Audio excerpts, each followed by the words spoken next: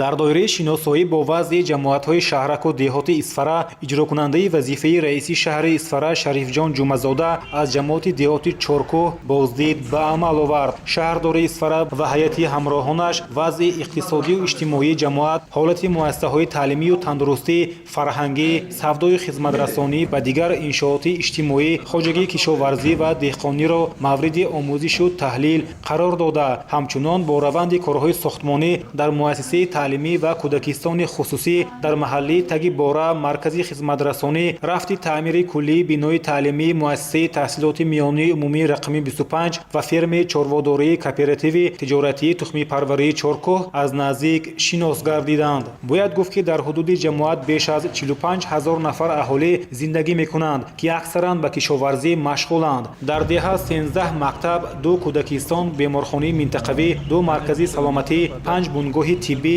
китобхона, ҳаммом, бозор, варзишгоҳҳо ва дигар нуқтаҳои хизматрасонӣ фаъолият доранд. Сокинони деҳа дар ҳайати як хоҷагии тухмипарварӣ ва ассотсиатсияи хоҷагии деҳқонӣ ва парвариши маҳсулоти кишоварзӣ машғуланд. Бояд тазаккур дод, ки имрӯзҳо дар деҳоти Чоркӯҳ ҷиҳати истиқболи сазовори 35-солагии истиқлоли давлатии Ҷумҳурии Тоҷикистон маъракаи бунёдкориву ободонӣ вусъати тоза мегирад. Зимни шиносоӣ бо раванди бунёди иншооти гуногуни таъиноти иҷтимоию иқтисодӣ, шаҳрдори Исфара таъкид дошт, ки иншоотҳои супоридашаванда бояд бо сифати баланд бунёд карда шуда ба масоили ободонии иншоотҳои нав таваҷҷуҳи хоса зоҳир гардад. Зикр карда шуд, ки баҳри истиқболи сазовори ҷашни бузурги истиқлол ва дар пайгирӣ аз даъвати асосгузори сулҳу ваҳдати миллӣ, пешвои миллат, президенти мамлакат оид ба ширкати фаъолони соҳибкорон дар раванди умури бунёдкориву созандагӣ соҳибкорони Чоркӯҳ бо нишони дастгирӣ аз сиёсати дурусти ҳукумати Ҷумҳурии Тоҷикистон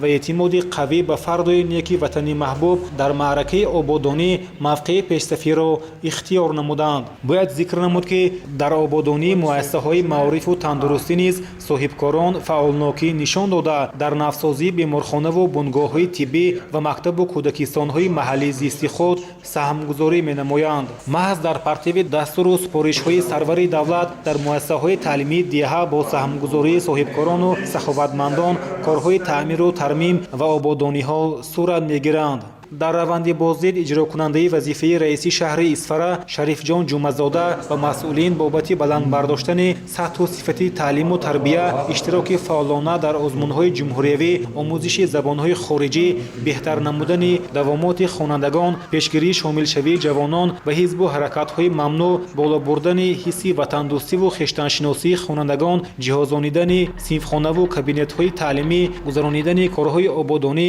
сабзу хуррамнамоии атрофи мактабу кӯдакистонҳо, истифодаи самараноки заминҳои назди мактабӣ, иншооти варзишӣ, риояи қоидаҳои санитарӣ, гигиенаи шахсӣ ва ҷамъиятӣ, дастуру супоришҳои мушаххас дод.